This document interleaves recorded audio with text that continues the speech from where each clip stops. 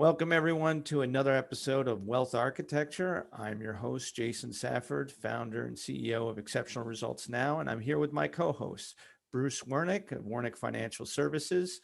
And Bruce, today we're talking about give a man a fish, the short game versus the long game. What are we Exactly. talking about?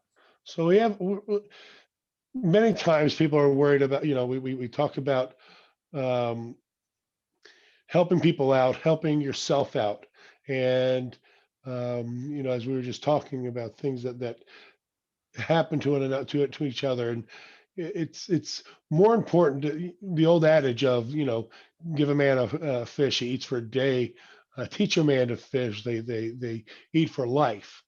And it's very important to prepare yourself for the long game.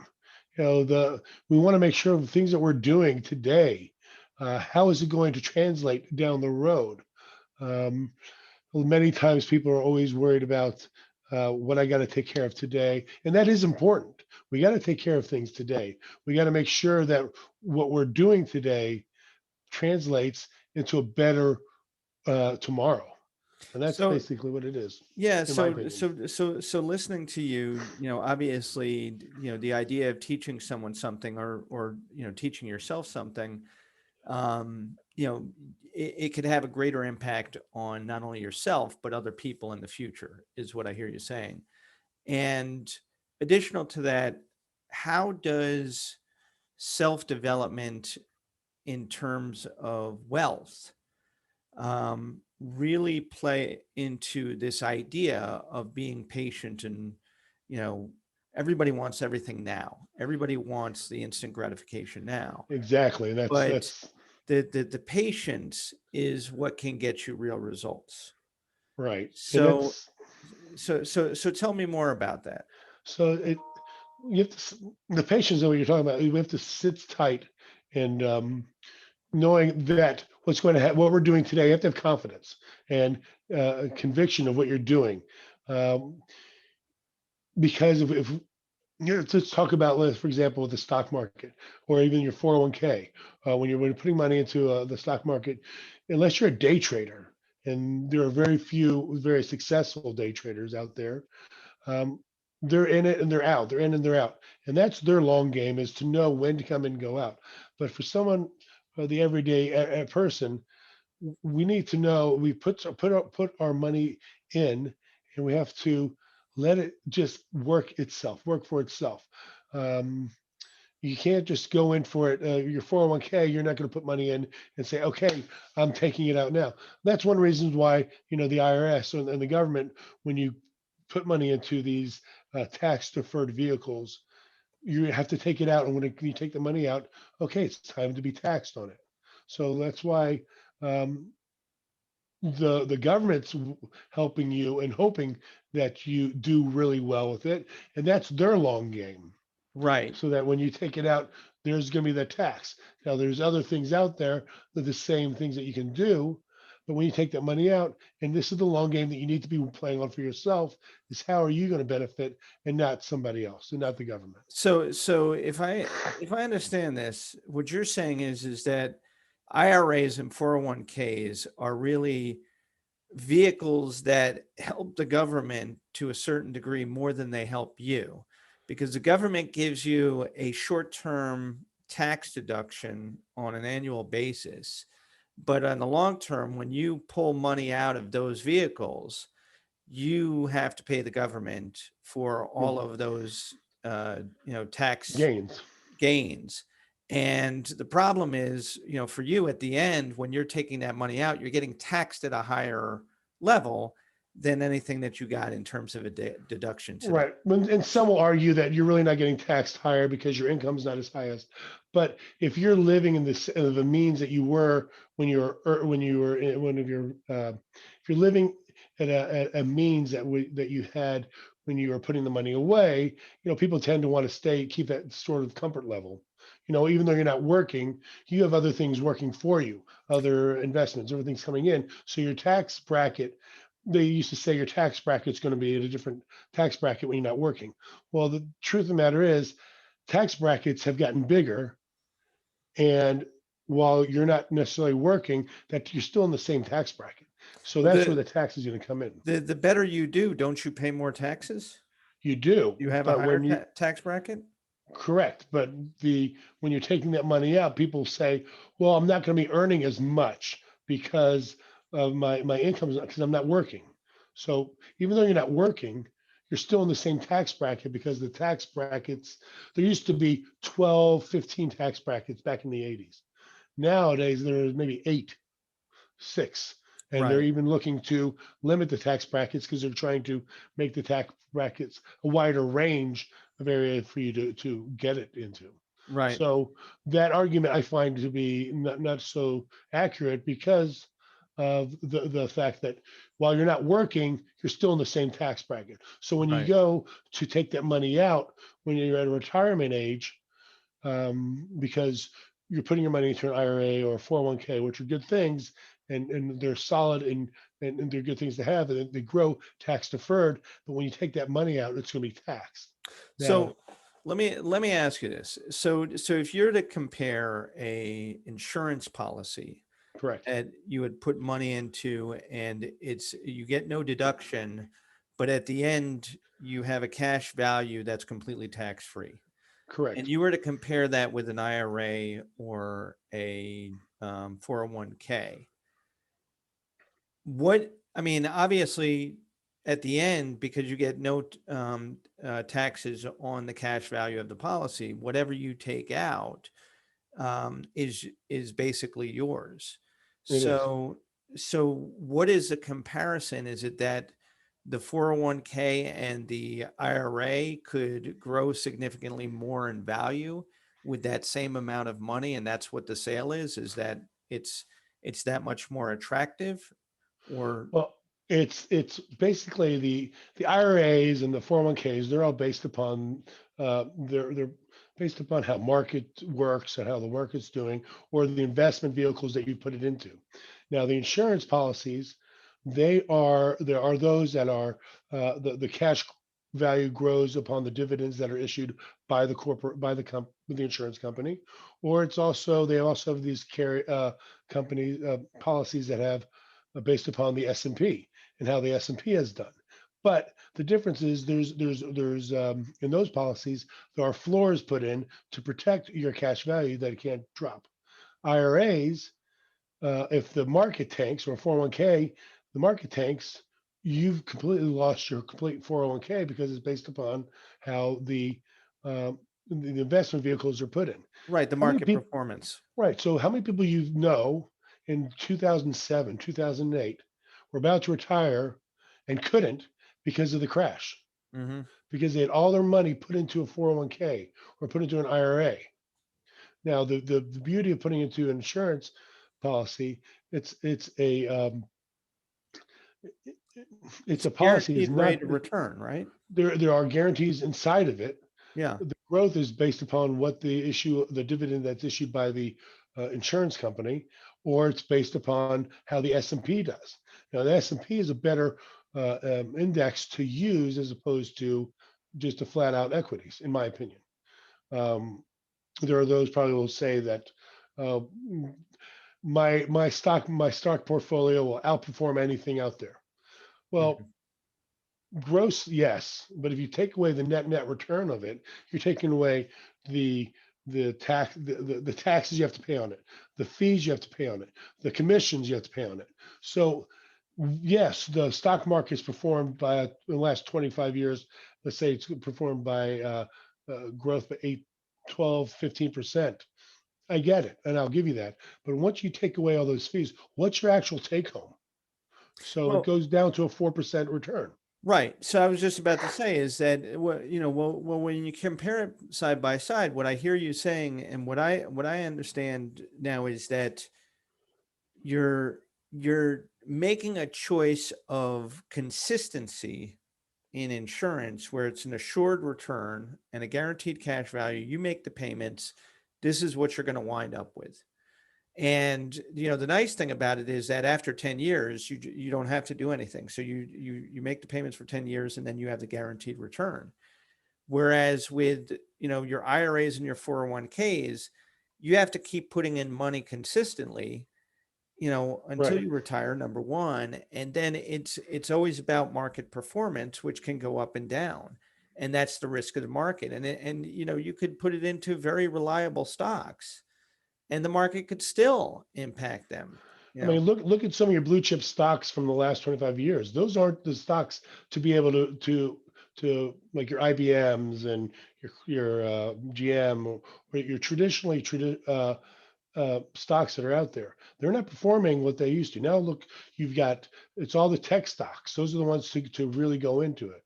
Mhm. But your average person can't really afford $1,000 share stock.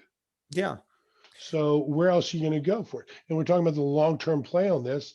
The beauty of what I like about the insurance policies, and you mentioned you only pay for 10, 12 years. I mean, you can design them those ways, but for the most part, they're paid to pay to your die, or you have enough cash value that can sustain itself to pay for itself down the road.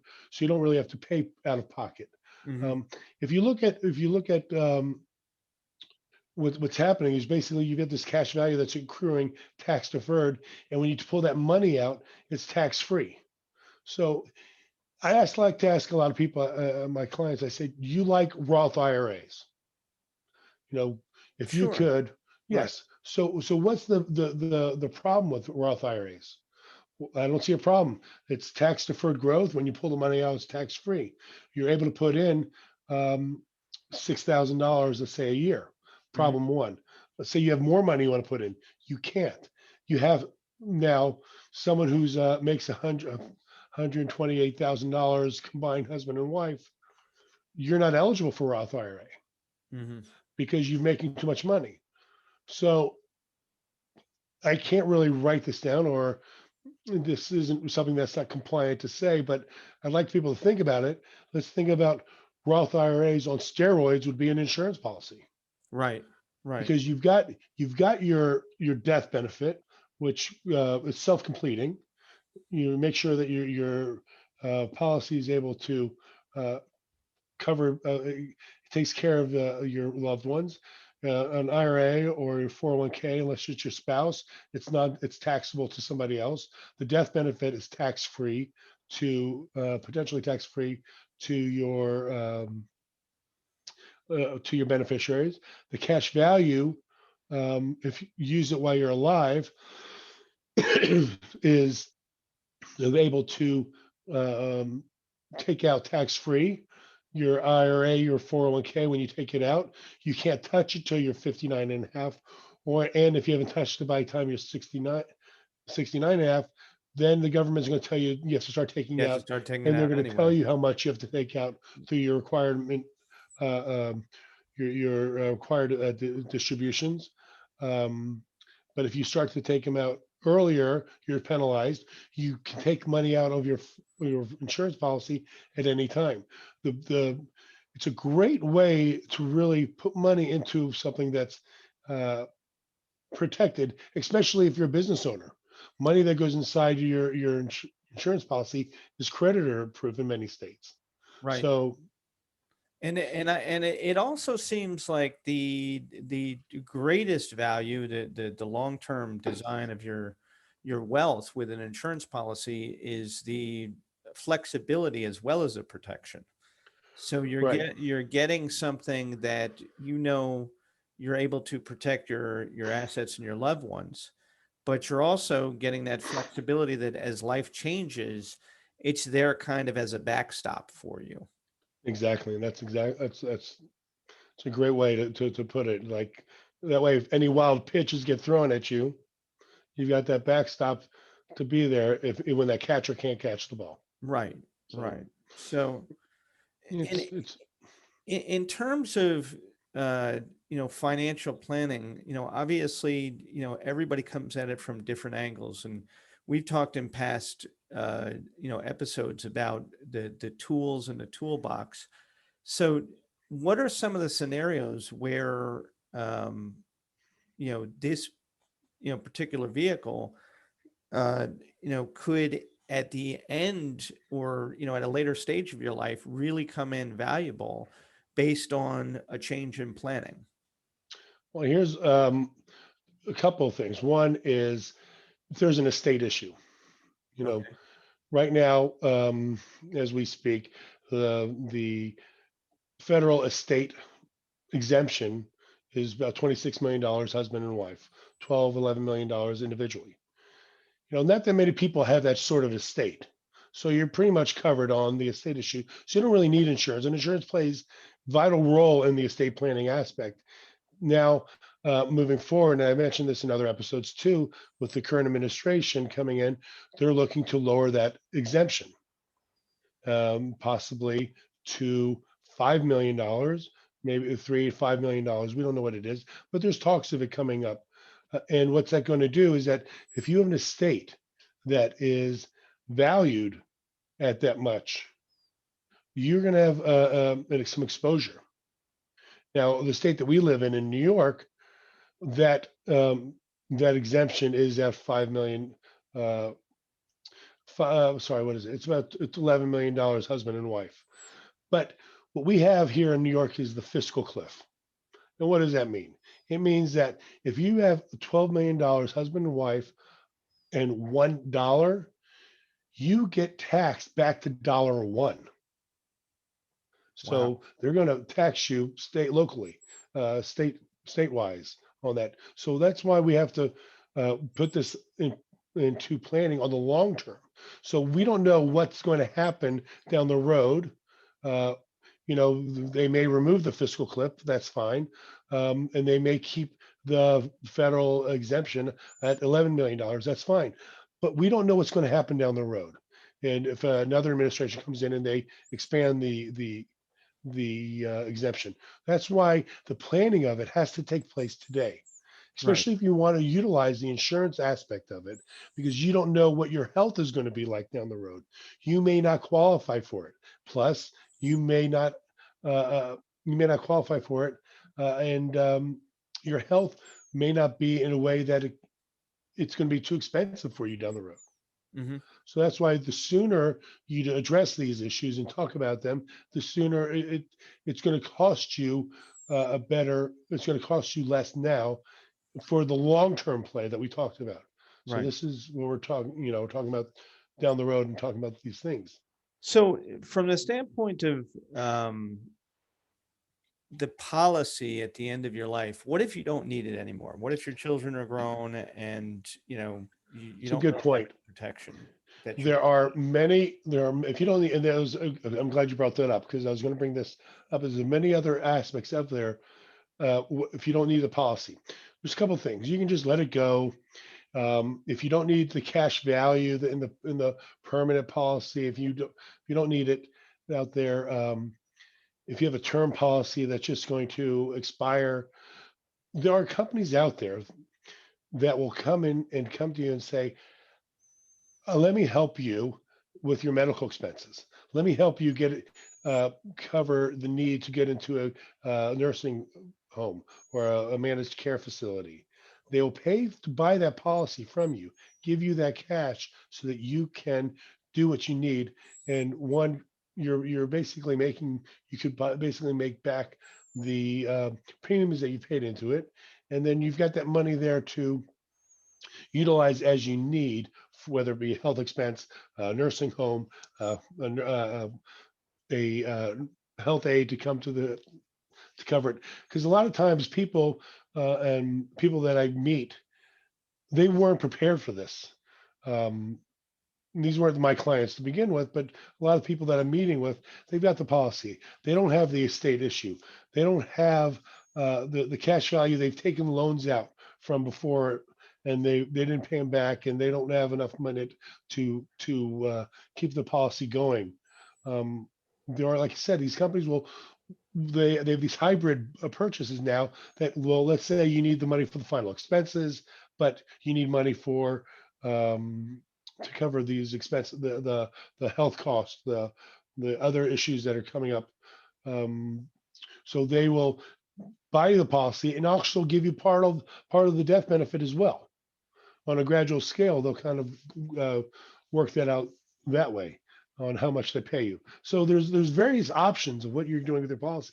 Yeah, it's called the life settlement side of it. So it's really the full compass of insurance planning, um, coming from selling the policy to somebody when they need it, when they cover um, their needs when they're young, to protect their family, and Mm. also when you don't need that, you got your children have grown, they're successful in themselves. They don't need a great big what's the word I'm looking for? Uh, mm, Cash infusion or endowment. Cash infusion or some sort of gift to the families. Right. Some sort of um, oh, what's the word? I forget it. But anyhow, they don't need that death gift Right. to the family. The inheritance. Thank you. Mhm. They don't need that inheritance because they're doing well. Um, but you need it now. Look, look, there's nothing that says that a person is supposed to give their children a big inheritance, Mhm. right? That's your money. You've worked for it. You've worked hard for it. If you want to help them, that's fine. But if you realize that you don't really, you need to take care of yourself in your last days, granted, your kids will be there to help you, hopefully. But if they're not, and you need that cash, there is an exit strategy there for you on the long run. So yeah, we kind of talked about everything here on that long-term gain, and hopefully this actually helps everybody to prepare to eat for the lifetime. That's right. So I think the moral of the story is whereas you can eat today by putting some money, into one of these other vehicles and getting a deduction, learning how to really fish for yourself and just putting a little bit at a time, obviously you've got long-term value uh, Right, that you can grow. So, exactly. all right, It's like Bruce. I was going to Sorry, say go one more ahead. thing. It's like saying, would you rather pay the taxes on the apple of a tree, the seed of a tree, or the apples? Right. So Okay. Bruce, where can for, everybody find you? you find me at plantprotectgrow.info. Awesome. That's where And it's my website. And to our listeners, thank you as always for tuning in, and we'll see you next week. good to see you. Thank you, Jason. Take care.